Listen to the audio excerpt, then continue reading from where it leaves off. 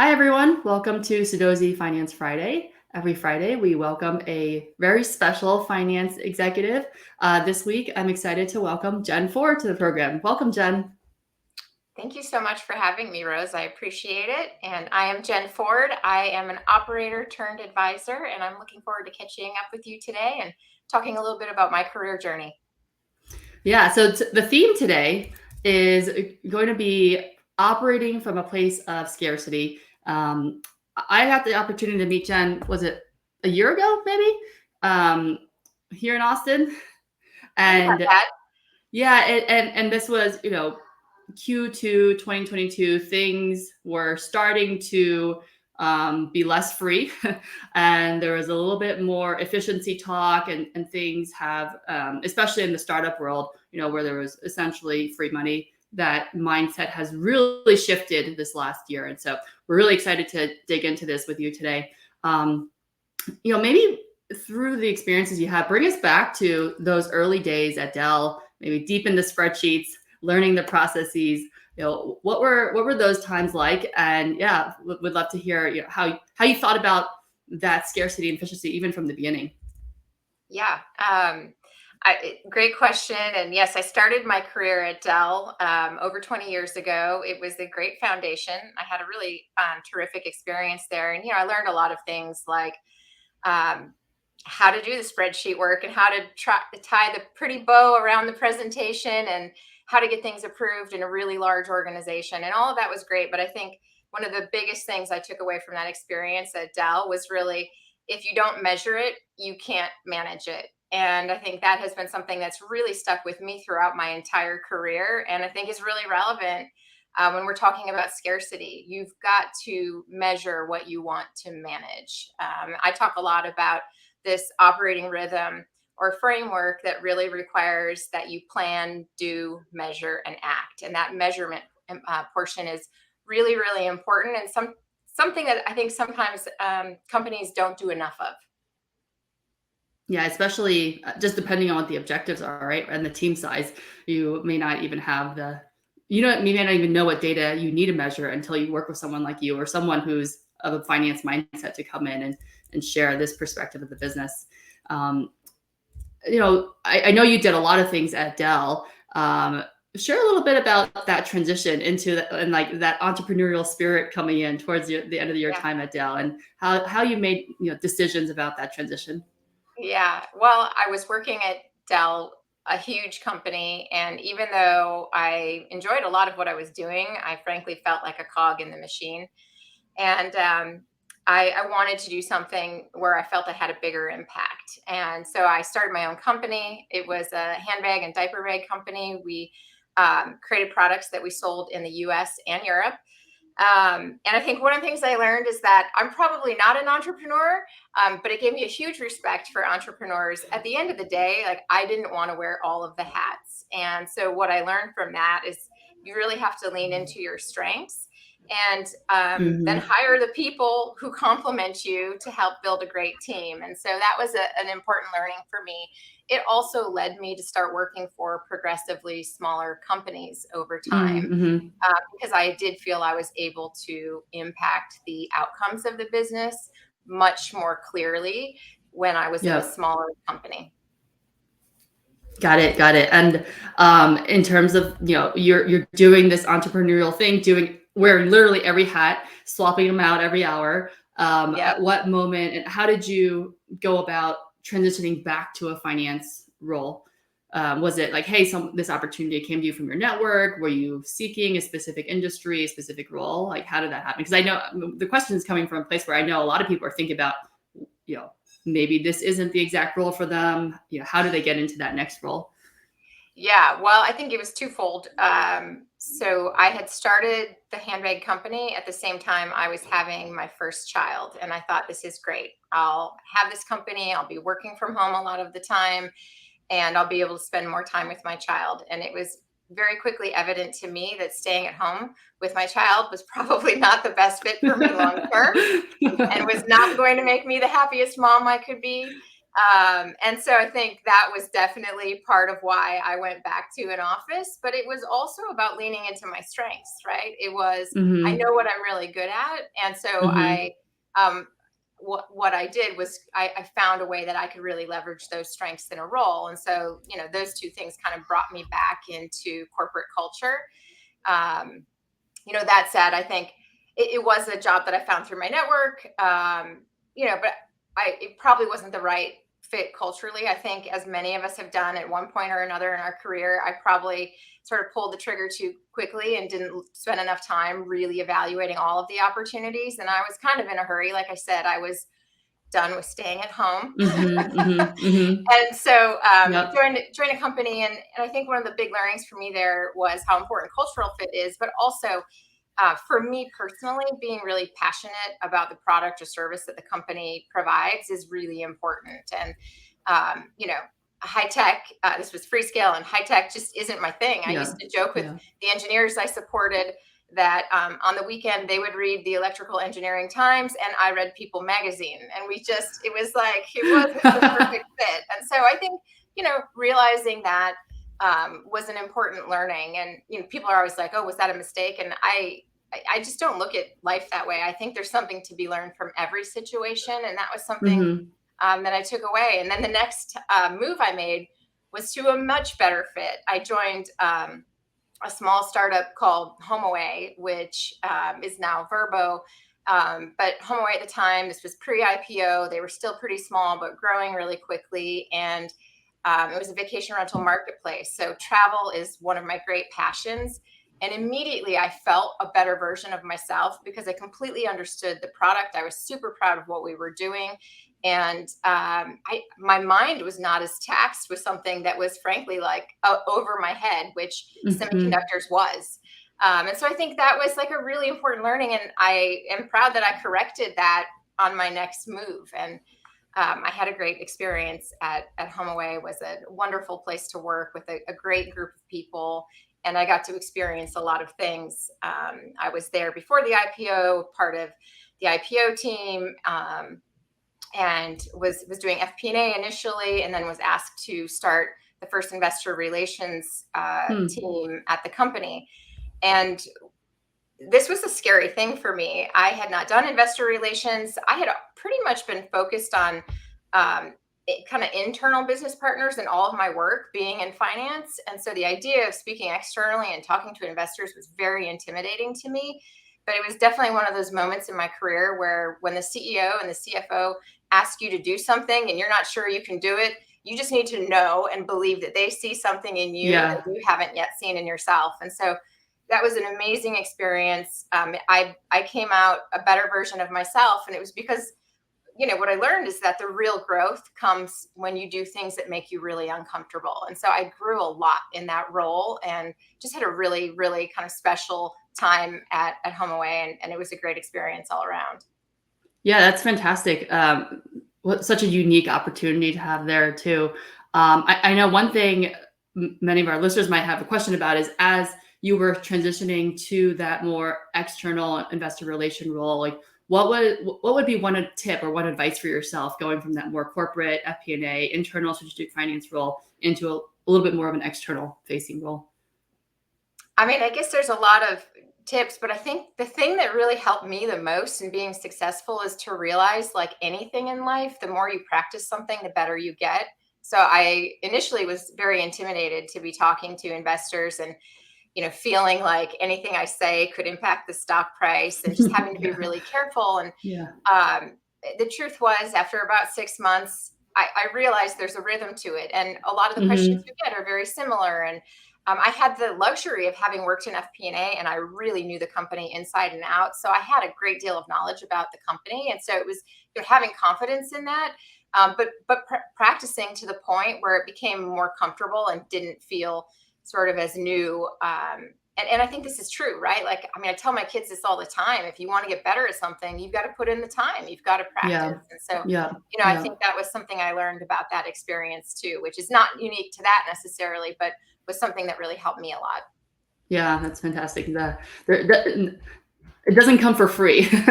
No, Putting and in the and you're not time. good Yeah. at you're not good at everything right off the bat. You really Yeah. do have to put in the work to get better at pretty much everything. Yeah. And okay to make mistakes too in the early on the early side of that Yeah, journey, and right? for in that role, I think one of the things I had to learn was it's okay to say, "I'm not sure what the answer is to that. Let me get back to you." And that's Mhm, perfectly mhm, acceptable.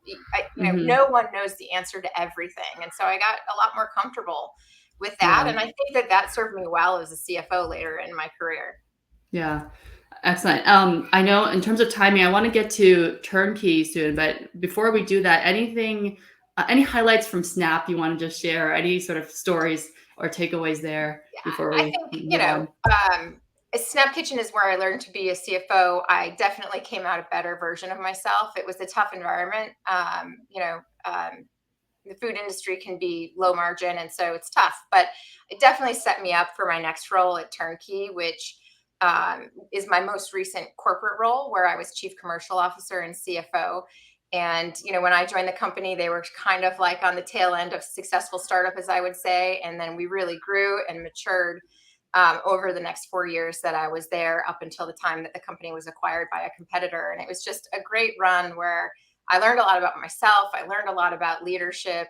And, I think relevant to the topic today is I really learned how a really robust operating rhythm, or internal operating system, Mhm. if you will, um, is a competitive advantage, because it creates an environment of discipline and thoughtfulness that might not exist for others. And especially in this time of, a lot of companies a year ago, even, or a year and a half ago, were really operating from a place of abundance. They're now finding themselves in a situation of scarcity. And the mindset you need to thrive in that place of scarcity, I think, is very different. And having that operating rhythm can really set you up for success. Yeah. On that, as I see with other finance leaders, I think generally people are aligned that yes, we want to be more efficient. We want to help the company save money, grow in a better way. What was your experience working with different leaders at the company and getting them on the same page? And what sort of like tactical things did you have to do with you and your team to build out that muscle internally? Yeah, that's a great question. And I think um, what I would say is it doesn't happen overnight. I think at Turnkey, I feel like it took us 18 months to 2 years to really kind of fine tune the operating rhythm. Not that we weren't still improving after that, but I felt like we were Hmm. in a really good place after about 18 months. Hmm. But you're going into a company, and this is largely what I do with my clients now, is you go into a company that's typically founder led, and Yes. they've had a way of Those doing things. founders. They've had a way of doing things that works Yeah. really, really well, up into the point where it doesn't. Yeah. And Yeah. and so you're introducing something new, and so change can be hard. And so I think you have to approach things in a way where you're there to really make everyone around the table successful, and you Mhm. have to approach it in a way that makes sense. So for me, what I would do at any company is go in and again, I focus a lot on that plan, do, measure, act cycle. And so I sort of Mhm. look at, Mhm. like, how is that cycle working? Does it exist here? Does Yep. it partially exist, and there are areas we need to improve? Like, Right. maybe the planning process needs to be strengthened.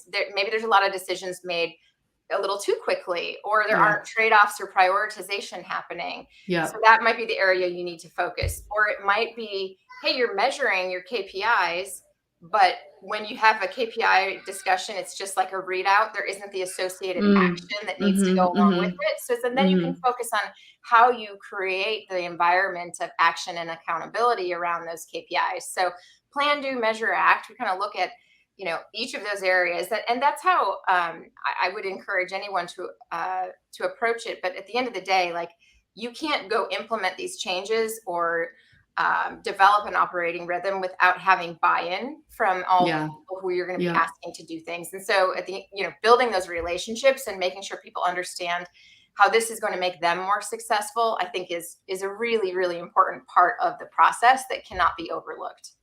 Yeah, and absolutely. I think that's just going back to an early point on KPI reports. KPI reports are not just a readout. Like you can send an Oh, email to do that, right? It's really about that discussion. What next? What are you going to do? Are you going to, reduce this cost? Are you going to invest in this other thing? And having that building that muscle of those discussions and those types of meetings is so important, because then you all came to 2020, right? And travel stopped.